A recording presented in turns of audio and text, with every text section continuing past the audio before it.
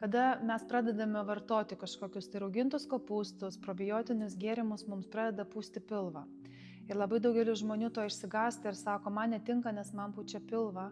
Kaip galima būtų sužinoti, kad tas mikrobiotas mums padeda ir atsiranda naujos kolonijos, o senos mirdamos išskiria kažkokius tai nuodus į organizmą, šaukdamos į smegenis ten, kad ajai, padėk. Nu, čia nėra visai taip. Plonajam žarnyne per didelis bakterijų išvešėjimas. Va čia vėl grįžtam į SIBO sindromą. Ir tiesiog reikėtų neatsisakyti visiškai, bet po truputį bandyti naudoti fermentuotus gėrimus, fermentuotas daržovės, maistą fermentuotą.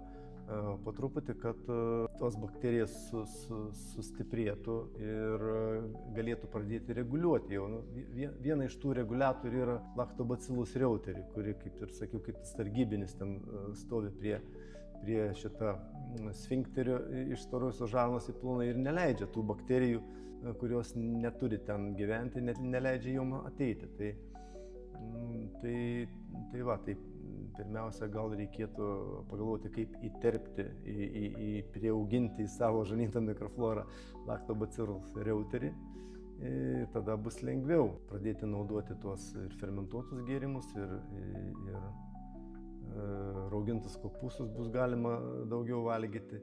Bet kad taip atsisakyti vien tik dėl to, kad man pučia pilvą ir aš to nevalgysiu, čia nėra geras sprendimas. Panašiai kaip aš, kad 20 metų nevalgiau riebalo. Dėl to, kad man jeigu netinka, man blogai, aš ir nevalgysiu. Ir mano situacija vis blogėja. Ir dėl to riebalo nevalgymo blogėja. Tai aš turėjau pradėti mokytis iš naujo valgyti riebalą.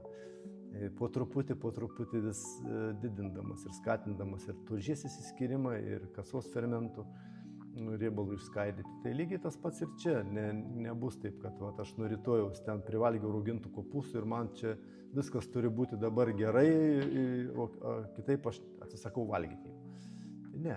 Po truputį turim pratinti savo organizmą ir atstatyti tą fermentaciją, tą bakterijų balansą, kad veiktų puikiai.